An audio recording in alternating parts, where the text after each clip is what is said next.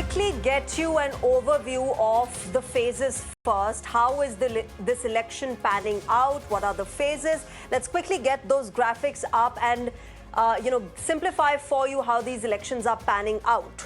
In phase 1, 102 seats are going to polls. That's happening on the 19th of April. 21 states and UTs are going to polls in the first phase of voting in this year's election on the 19th of April. 1,625 candidates in fray. The fate of these candidates will be decided. Tamil Nadu polls on all 39 seats in phase 1. And of course, Tamil Nadu is a crucial southern state. Remember, all the political parties have been going there, campaigning there. And other states also, comprise important phase election in this phase. Let's quickly get those graphics up as well. 102 seats, phase 1 on the 19th of April. These are the states: Arunachal Pradesh, Assam, Bihar, Tamil Nadu, like we told you. These are some of the important states that are going to polls. Chhattisgarh, Madhya Pradesh, Maharashtra, Manipur, Meghalaya, Mizoram.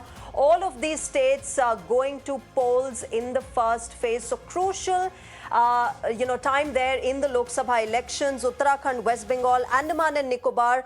All of these, including Puducherry, Lakshadweep and Jammu and Kashmir, all going to polls in the first phase on the 19th of April. So let's quickly shift to phase 2. Phase 2 goes to polls on the 26th of April with 89 seats.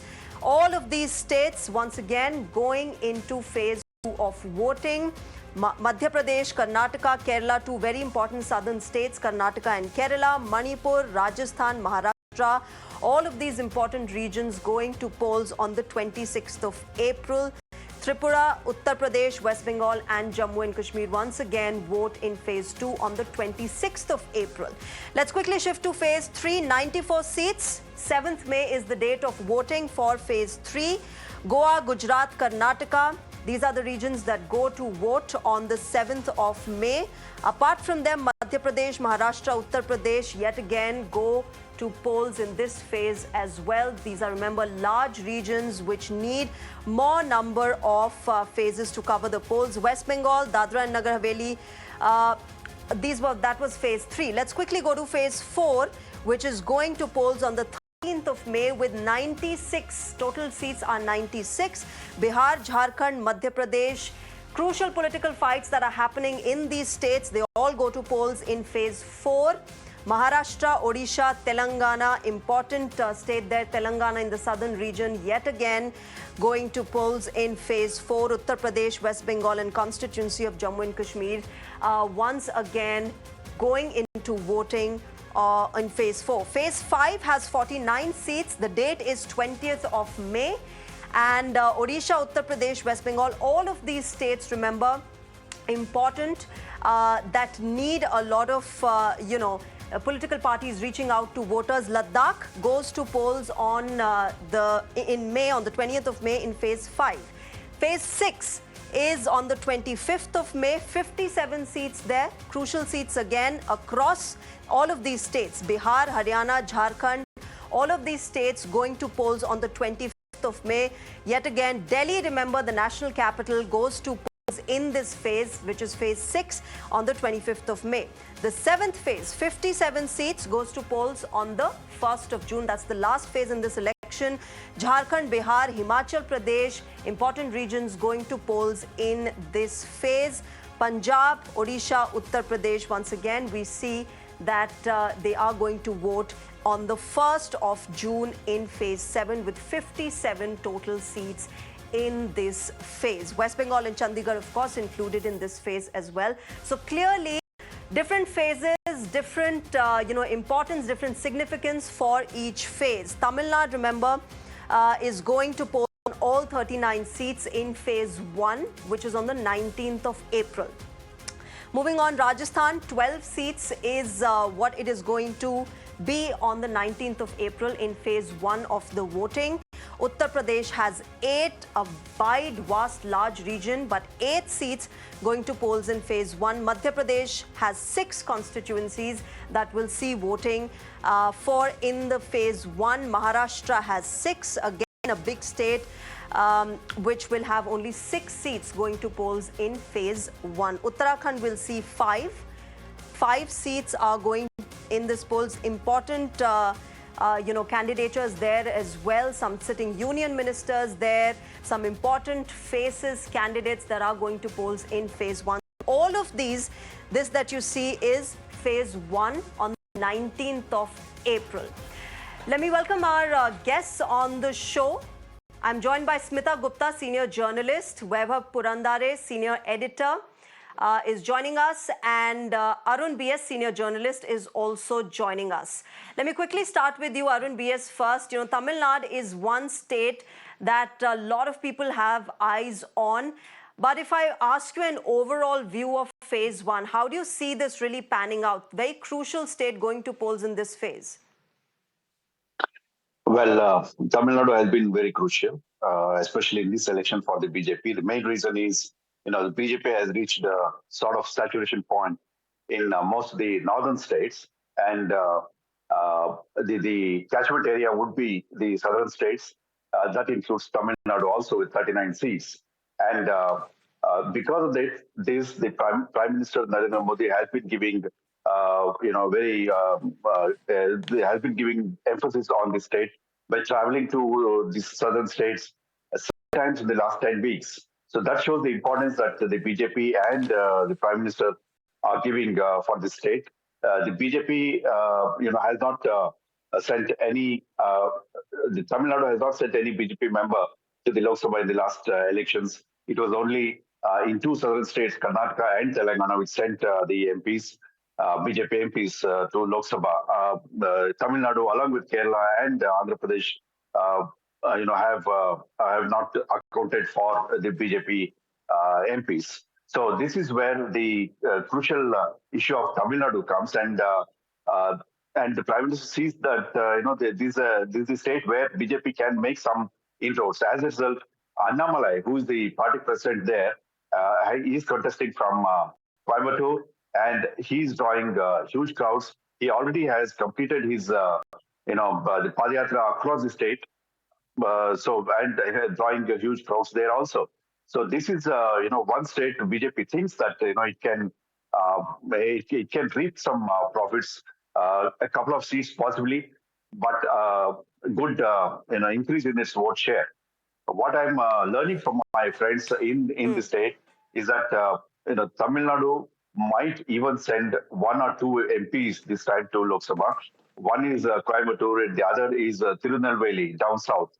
These are the 2, the seats, and there are some other seats like Nilgiris, South Chennai, Virudnagar, Vellore, and these are the other seats where BJP is keen to improve its performance. One problem with the BJP is, there are no big alliances this time. Unlike last time when AIADMK of Jayalalitha, the late Chief Minister, was with BJP, they had contested in an alliance. But this time, BJP is going with only 2 of the showing on the screen. TTV Dinakaran is there with them, and the OPS, the Paneer Selvan, who is supporting the BJP. So this time, the BJP is bereft of the big alliances. So that's where that's a minus point for the Saffron outfit. So that's where it's going to lose votes of the allies. Let me take this across to Smita Gupta. Smita, do you resonate with this? The fact that BJP has been trying to make inroads into southern India, and Tamil Nadu is one state that the BJP leadership has been focusing on. We've been seeing Prime Minister Modi reaching out to the voters, holding grand road shows there. On the other hand, we also see the opposition. Rahul Gandhi was there at Coimbatore campaigning for the DMK candidate. Clearly a high-stakes battle panning out in the region. That's right. There's a high-stakes battle in the south as well, because I was just taking a look at the numbers before I came for this program. And out of the 353 seats that the NDA won last time, 302 302 come from the north, and I'm not including the northeast. That is all the states north of the Vindhyas. So it is unlikely that the BJP can get any more seats in the northern half. In fact, there is a stronger possibility that it could lose something here. Therefore, the focus on the south, and it has been trying for many years. And the only state where it has succeeded in having some success is Karnataka. Now, you're talking about Tamil Nadu. It seems, I mean, they may increase their vote share, but I wonder whether they will actually be able to convert that into seats. Because even though Tamil Nadu is one of the few states in the country where the RSS has had a big presence for not recently, but for decades, just as it has a big presence in Kerala. But somehow that presence of the RSS, both in Tamil Nadu and Kerala, and I'm talking about like 4 or 5 decades, I'm not talking about the recent past, they have not been able to somehow convert that into, into electoral victories. To come back to the north, I think the two states, the three states where the India alliance has a chance of, making some inroads into the BJP's sort of fiefdoms. One is Bihar, one is Maharashtra, and the third is Haryana. I won't talk about Maharashtra because I see Vaibhav Purandare is there and he'll be able to tell you more about Maharashtra. But in Bihar, Nitish Kumar's returning to the BJP fold has not been taken kindly. That is what reports coming in from Bihar are saying. And so the Congress, RJD, CPML alliance there, if it works cohesively, it has a good chance of making some inroads, considering the fact that in the last elections, out of the 40 seats in the state, the NDA got 39.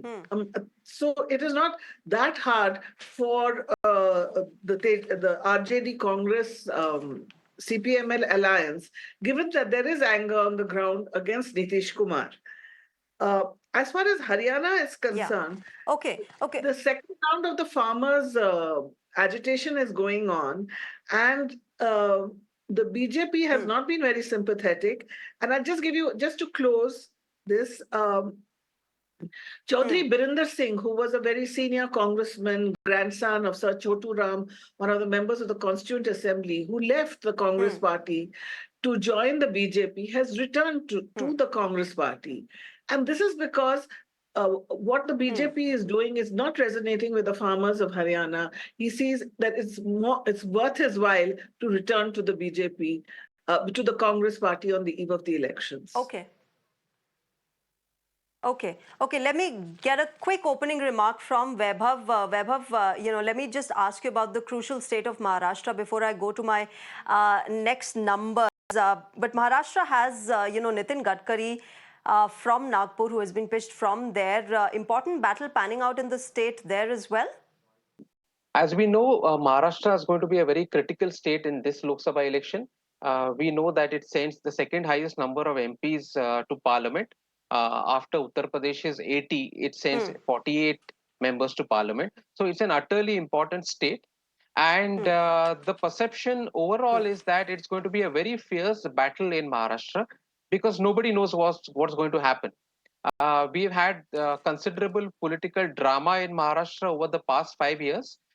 First with Uddhav Thackeray ditching the BJP, and then Eknath Shinde leaving Uddhav Thackeray and Ajit Pawar leaving his uncle Sharad Pawar. So there are too many parties, in each of the alliances, and there's a lot of infighting as well. And clearly there are two factors that the two rival sides are relying on in this crucial state. While the BJP is relying on the Modi magic to work again, the opposition alliance, the India bloc, or the Mahavikas Aghadi as it's called in Maharashtra, is relying on the sympathy factor in favor of Sharad Pawar and Uddhav Thackeray. and also on 10 years of incumbency. Okay. Now, to talk Okay. about the first factor here, in the last election, we saw a Modi wave, and the BJP and the Shiv Sena comfortably won 43 seats out of 48. That was a massive tally. And the Congress won only one seat. But this time, there's incumbency of 10 years, and things may not be so easy. In fact, if you look at the first phase of Vidarbha, where you mentioned Nitin Gadkari is one of the candidates, and Nitin Gadkari is actually Yeah. looking at a hat trick of victories in Yeah. Nagpur, uh, things look evenly poised. Well, There we'll have is to no see if that happens, Vaibhav. Let me also quickly get for our viewers the numbers regarding, the criminal cases that are against the candidates and the crore-patis, so to say. Let's quickly have those graphics as well. 1,625 candidates go into polls in phase 1. That's the 19th of April across 21 states and UTs. But this is, of course, regarding the women candidates, 135 candidates in all.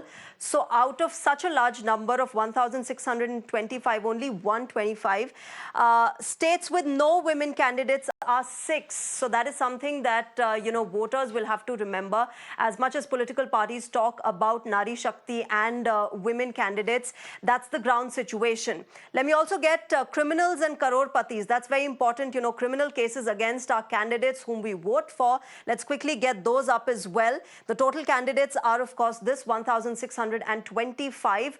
But how many of them actually have criminal cases against them? That's 251. Important number there and a high number there. So one crucial thing that we'll have to remember, of course, serious criminal cases against 161 candidates in phase 1 of voting, and 450 are crore-patis in this. The declared income of 450 candidates in phase 1 of Lok Sabha elections is, out of all of these, 450 are crore-patis. So something that we all have to remember. Key candidates, let's also quickly look at them. Former Governor of Telangana, Tamilisai Soundarajan, is from Chennai South. There is, of course, A. Raja from Nilgiris. He's a sitting MP, the Deputy General Secretary of the party as well, another crucial candidate in this election. Annamalai, of course, the BJP State Party President there from Coimbatore, another high-stakes battle for the BJP as well as the Opposition India Alliance. Then there is Dinakaran from Theni, the General Secretary of AMMK, and Sasikala's nephew, another important name in phase 1 of voting. We have Manikam Tagore from Viruddhanagar. He's a sitting MLA in Tamil Nadu. Remember, another important name from the Congress party in this election. Moving on, we have Imran Masood from Saharanpur, again from the Congress party. He's the former vice president of the party as well in Uttar Pradesh, which goes to polls in phase 1 of the voting. Important name there as well. Then we have Jit Prasada from Pilibhit, extremely crucial for the BJP. Remember, he's a Congress turncoat. He joined the BJP back in 2021. So that also is extremely important. Let's quickly shift our focus now to Maharashtra, where Nitin Gadkari is from Nagpur. He's a union minister. Of course, we know he's also somebody who's looking for another term there, for a third term there from Nagpur. So crucial names there, sitting ministers, important names in phase 1. Madhya Pradesh will see Nakul Kamalnath from Chhindwara. Remember, he's the son of former Chief Minister Kamal Nath. Lots of speculation around who is he joining, but finally he has been now named from the Congress party from Chhindwara. Moving on, Jorhat in Assam, the northeastern region, again very important. Gaurav Gogoi of the Congress party from there, the deputy LOP and the Congress MP fighting from this seat. Sarbananda Sonowal, Dibrugarh is where he's going to be fighting from. Remember, he's the former chief minister of Assam. And lots of, issues there as well pertaining to the Northeast. Remember, CAA is a very, very important issue that will come up for the voters in this year's Lok Sabha election. Kiran Rijiju from Arunachal West. He's a union minister. He's a 3-time MP from there as well. Of course, he'll be looking to regain that ground once again in this year's elections. Tripura West will see Biplab Kumar Dev of Tripura. Remember, he's the former chief minister of the state, another important name in this year's elections from the Bharatiya Janata Party, who will be seeing this battle that's panning out. So clearly a lot of important names there. We'll have to see, of course, how it works out for each party in phase one. But these were the numbers that we got for you. I'm going to thank my guests at this point, Smita Gupta, Vaibhav Purandare and Arun BS. Thank you very much for joining us on the show. Of course, on Mirror Now, we will keep getting you the latest political buzz of the Lok Sabha elections. And on this special show, we will keep getting you the numbers and the figures and a deep dive into the issues beyond the politics in this year's Lok Sabha elections. Thank you very much for joining us right now. Bye-bye.